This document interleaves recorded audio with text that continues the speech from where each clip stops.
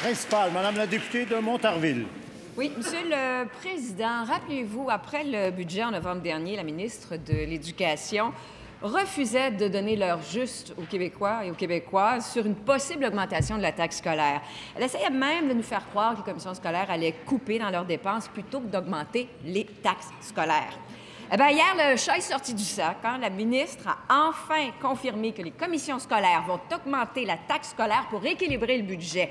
Dès le moment où le gouvernement a ouvert la porte aux commissions scolaires, il a mis la table pour qu'elles se servent dans le budget et dans le buffet des taxes. Alors, encore une fois, on choisit la solution la plus facile, c'est-à-dire pelleter le problème dans la cour qui est déjà très, très pleine des contribuables.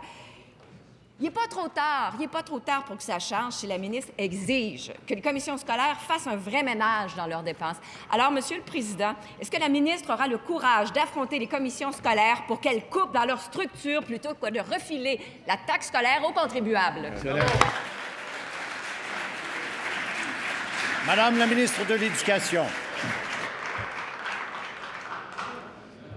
Je commencerai par rappeler, Monsieur le Président, que ce que nous avons diminué, c'est une aide additionnelle, ponctuelle, temporaire, qui a rempli sa mission, qui avait été instaurée par le gouvernement précédent en 2006 et qui avait pour but d'absorber le choc immobilier qui aurait fait payer des taxes scolaires beaucoup trop élevées à l'époque. Cela dit, on a toujours maintenu, je tiens à le répéter, un système de péréquation pour les commissions scolaires qui sont dans des territoires plus défavorisés. Nous avons donc diminué de 50% cette aide additionnelle.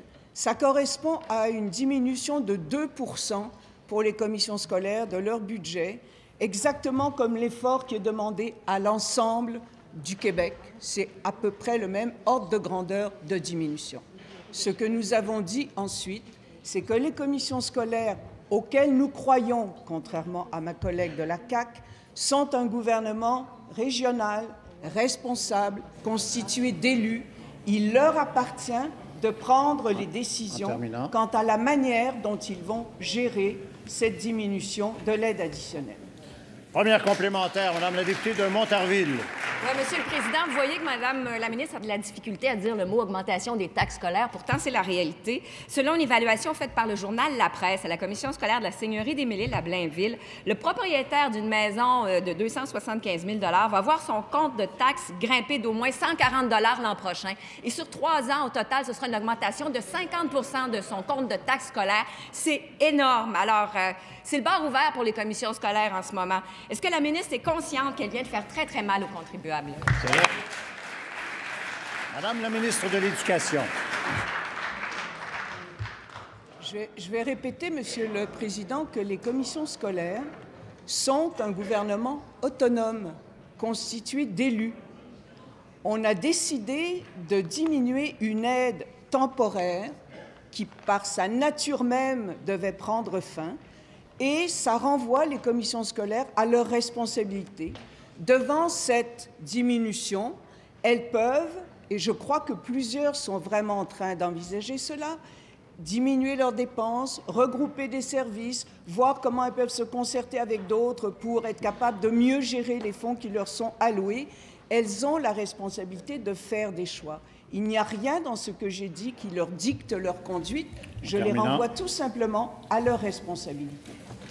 Deuxième complémentaire, Madame la députée de Montarville. Monsieur le Président, pendant que la classe moyenne écope encore du manque de courage du gouvernement, parce qu'on dit carrément aux commissions scolaires augmenter les taxes, bien, les exemples de mauvaise gestion et de dépenses injustifiées dans les commissions scolaires se poursuivent. On en a des preuves. L'an passé, le compte de dépenses de l'ex-président de la commission scolaire de Montréal, qui est maintenant ministre, malheureusement, il n'est pas là ce matin, son compte de dépenses est passé à 18 000 $, soit 1 300 $ pour des fleurs. Alors, c'était une Valentine qui est pas mal généreuse avec l'argent des autres. 1 300 $ pour des fleurs, on est très, très loin de la pédagogie, des services aux élèves. Alors, on comprend.